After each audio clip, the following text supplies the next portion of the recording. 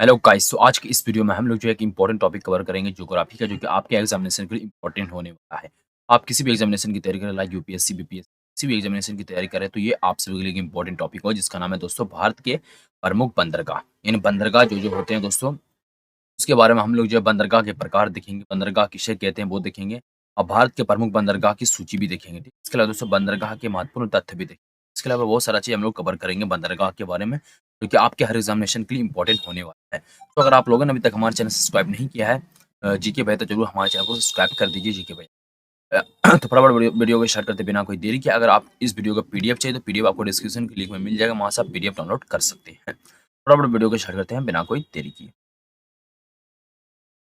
तो पहला सवाल जो बनेगा आप सभी का, जैसे कि आप यहाँ सवाल नहीं, पहले हम लोग देख लेते हैं क्या है भारत के प्रमुख बंदरगाह क्या क्या है। तो भारत में जो है लगभग 13 बड़े और 200 छोटे बंदरगाह। 13 बड़े बंदरगाहों में से सर्वाधिक 3 तमिलनाडु में है, और 200 छोटे बंदरगाहों में से सर्वाधिक 53 जो है वो महाराष्ट्र में। ये समझ में आ गया आपके। बड़े बंदरगाह केंद्र सरकार के द्वारा, इसके अलावा छोटे बंदरगाह राज्य सरकार के अंतर्गत आते हैं। ये आप सभी को याद रखना है कि बड़े बंदरगाह जो है वो केंद्र सरकार के द्वारा आते हैं, और छोटे बंदरगाह जो है वो राज्य सरकारों के अंतर्गत आते हैं। ये सभी आप सबको याद रखना है। तो फटाफट आगे बढ़ते हैं और अगला पॉइंट देख लेते हैं हम लोग क्या बनने वाला है। तो सबसे बड़ा सवाल आपसे उठ सकती है, बंदरगाह कहते हैं किसको है। सो बंदरगाह जो है दोस्तों व्यापार करने के लिए नदी या समुद्र के तटों पर कई सुविधाएं प्रदान की जाती है। व्यापार करने के लिए, बिजनेस करने के लिए नदी या समुद्र के तट, ठीक है, कहीं नदी हो सकता है, कहीं समुद्र हो सकता है, तो उसके तट पे यानी से किनारे पर जो है कई सुविधाएं प्रदान की जाती है, जिससे जलयानों यानी कि जहाजों, पानी वाली जहाज का आगमन आसानी से किया जा सके। यानी आगमन यानी उसको एक दूसरे से, एक जगह से दूसरी जगह आसानी से लिया जा सके, तो इसे ही बंदरगाह कहा जाता है। वहाँ आप सभी को बहुत सारी सुविधाएं देखने को मिलती है। तो बंदरगाह समझ में आ गया, एक नदी के तट पे कुछ है बना हुआ, उसी में उसी के द्वारा जो है कोई जहाज जाती है आती है, वहीं पे बंदरगाह उसे कहा जाता है। ठीक है। बंदरगाह के प्रकार की बात की जाए तो प्राकृतिक बंदरगाह और कृत्रिम बंदरगाह। ठीक है। प्राकृतिक बंदरगाह जो खुद से बनाया गया बंदरगाह हो, मतलब प्राकृतिक के नाम से आपको लग रहा है कि प्राकृतिक बंदरगाह। ठीक। कृत्रिम बंदरगाह जैसे कि जो मानव के द्वारा बनाया गया। ठीक है। तो ये दो बंदरगाह के बारे में आपको पता चल गया। फटाफट आगे बढ़ लेते हैं, और अब हम लोग देख लेते हैं लिस्ट यानी सूची देख लेते हैं कि भारत में कितने प्रमुख बंदरगाह हैं, उसकी सूची हम लोग देख लेते हैं। पहला नाम आता है दोस्तों कांडला, क्योंकि कच्छ की खाड़ी में, यानी कच्छ की खाड़ी में स्थित है ये, और ये गुजरात राज्य में, याद रखना। इसको दोस्तों अगला है मुंबई। मुंबई बंदरगाह का नाम है दोस्तों, और ये अरब सागर के किनारे स्थित है, और ये महाराष्ट्र में पड़ता है, आप सभी को याद। जवाहरलाल नेहरू बंदरगाह जो कि अरब सागर में ही स्थित है, और ये भी महाराष्ट्र के किनारे, महाराष्ट्र राज्य में पड़ता है। फिर इसका दोस्तों पहला अगला का मरमा गांव, ये भी अरब सागर किनारे है और गोवा राज्य में ये पड़ता है। फिर इसके बाद दोस्तों अगला क्या है, न्यू मांगोर, ये भी अरब सागर के किनारे पड़ता है, और यह कहाँ है, कर्नाटका राज्य में। फिर इसके बाद अगला क्या है, कोचिच बंदरगाह, जो कि अरब सागर में के किनारे ही है, और यह केरला राज्य में पड़ता है। फटाफट आगे बढ़े जाते हैं और अगला देखें।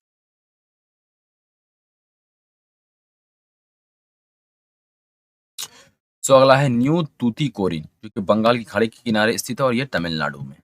फिर अगला है चेन्नई। चेन्नई जो है बंगाल की खाड़ी में स्थित है, ये बंगाल की खाड़ी के किनारे स्थित है, और ये तमिलनाडु।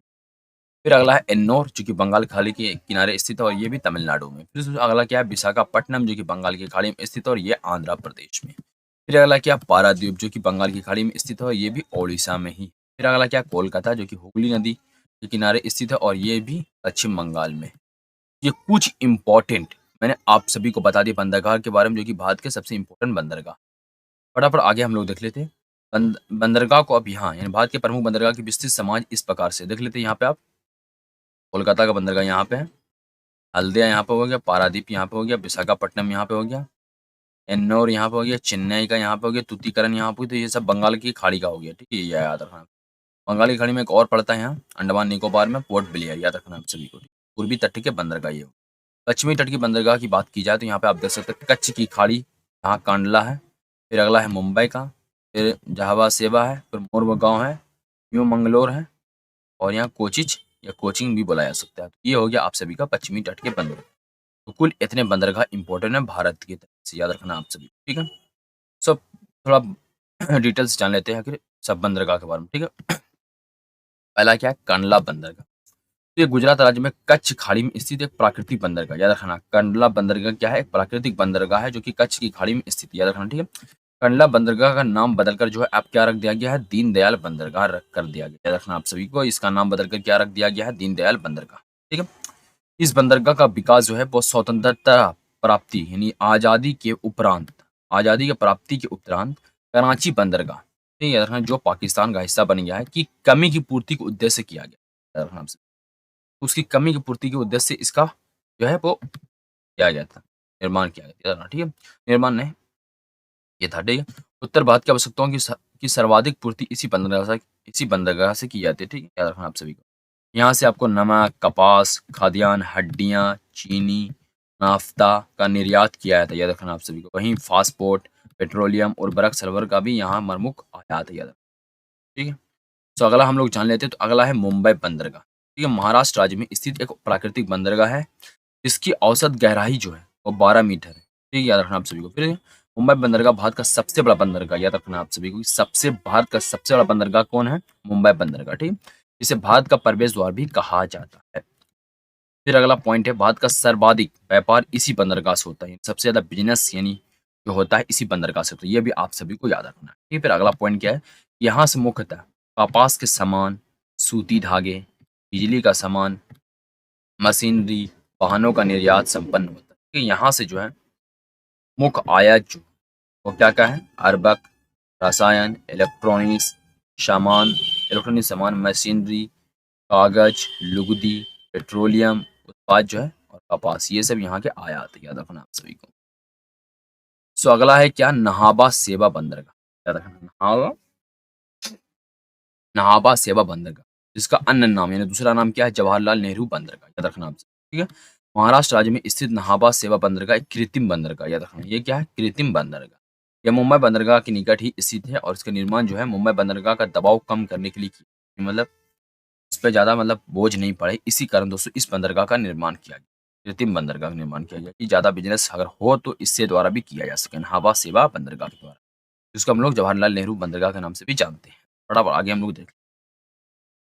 तो अगला है दोस्तों क्या है, मर्मगांव बंदरगाह। यह गोवा में स्थित एक प्राकृतिक बंदरगाह है और यह बंदरगाह जुबारी नदी के मुहाने पर स्थित है। याद रखना आप सभी को। ठीक है, ईरान को लोह अयस्क का निर्यात इसी बंदरगाह से किया जाता है। याद रखना आप सभी, लोहा जो एक्स है उसका निर्यात ईरान को इसी बंदरगाह से किया जाता है। याद रखना आप सभी। फिर अगला हम लोग देख लेते हैं, अगला क्या है। सो अगला है न्यू मंगलोर बंदरगाह। यह कर्नाटका राज्य में स्थित है और यह बड़ी रेल लाइन और राष्ट्रीय राजमार्ग 17 के द्वारा मुंबई से जुड़ा है। यह सही पॉइंट इसका है। सो फिर अगला है, जैसा कि देख लेते हैं, छठा नंबर का बंदरगाह। अगला है कोचिंग बंदरगाह। ये केरला राज्य में स्थित। याद रखना आप सभी को कि कोचिंग बंदरगाह जो है केरला राज्य में स्थित है और यह भारत का सबसे बड़ा पोत निर्माण कारखाना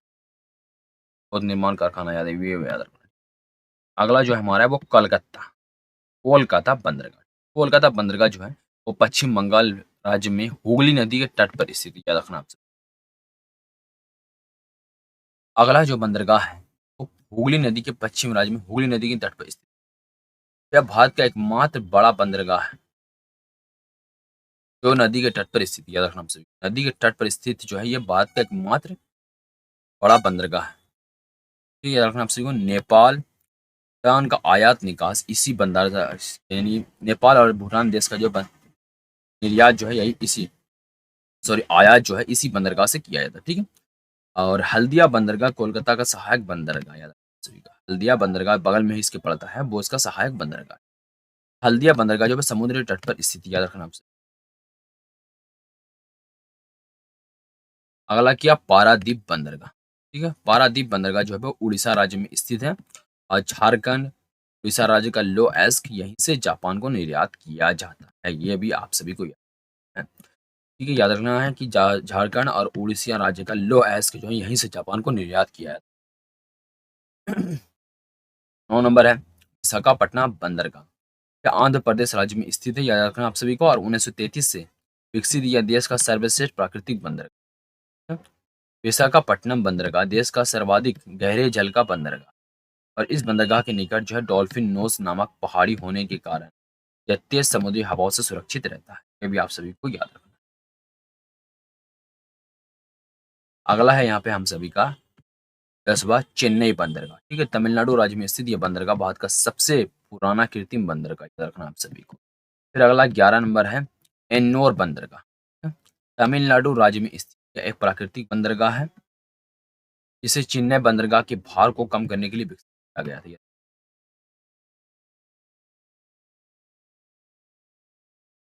फिर अगला क्या, तूतीकोरिन बंदरगाह। ठीक है, तूतीकोरिन बंदरगाह को चिदम्बरनार बंदरगाह भी कहते हैं, याद रखना आप सभी को। तूतीकोरिन का दूसरा नाम, अब अगला नाम क्या रखा गया, चिदम्बरनार बंदरगाह। ठीक है, यह तमिलनाडु राज्य में मन्नार की खाड़ी में स्थित है, ये भी आप सभी को याद रखना है। ठीक है, यह तमिलनाडु राज्य में मन्नार की खाड़ी। अगला क्या, 13 नंबर पोर्ट ब्लेयर बंदरगाह। अगला है, ठीक है, पोर्ट ब्लेयर बंदरगाह जो है अंडमान और निकोबार द्वीप पर स्थित, ये भी आप सभी को याद रखना। सो हम लोग जान जाते हैं कि भारत के पश्चिमी तट के बंदरगाह कौन कौन से हैं, बोआ जाने और भारत के पूर्वी तट के बंदरगाह कौन कौन से बोआ जाने। कांडला, मुंबई, हाँ सेवा, मुरबगांव, न्यू मंगलोर और कोचीन। ये भारत के पश्चिमी तट के बंदरगाह ये हुए। फिर उसके बाद उस भारत के पूर्वी तट के बंदरगाह जो है क्या हुए, कोलकाता, पारादीप, विशाखापट्टनम, एन्नोर, चेन्नई, ये सब जो है पूर्वी तट के बंदरगाह, ये भी आप सभी को याद। आप भारत के प्रमुख बंदरगाह के महत्वपूर्ण और कुछ तथ्य जान लेते हैं कि आपके एग्जामिनेशन के लिए इंपॉर्टेंट हो सकते हैं। तो पहला क्या है, भारत का सबसे बड़ा प्राकृतिक बंदरगाह कौन सा है, मुंबई। सर्वाधिक बड़ा व्यापारिक बंदरगाह कौन सा है, ये भी मुंबई, याद रखना। सबसे बड़ा कृत्रिम बंदरगाह कौन सा है, चेन्नई, याद रखना आप सभी को। सबसे ज्यादा सामानों की आपूर्ति वाला बंदरगाह कौन सा है, कांडला, याद रखना आप सभी को। भारत का सबसे पुराना पोर्ट कौन सा है, लोथल, गुजरात, याद रखना आप सभी को। फिर अगला पॉइंट देखा जाए, पारादीप से जापान को झारखंड व उड़ीसा का लो एक्स याद किया जाता है, ये भी आप सभी को याद रखना है। इसको दोस्तों भारत का सबसे बड़ा गहरा बंदरगाह विशाखापट्टनम। फिर उसके बाद देश का पहला कंप्यूटराइज का कॉरपोरेट बंदरगाह कौन सा, एन्नो। उसके बाद दोस्तों भारत का सबसे बड़ा पोत परागन कौन सा है, कोची। ठीक है, दहेज देश का प्रथम बंदरगाह है, याद रखना आप सभी को, जो और रसायनों के निपटान हेतु स्थापित किया गया है, इसलिए इसे रसायन बंदरगाह नाम दिया गया है, याद रखना।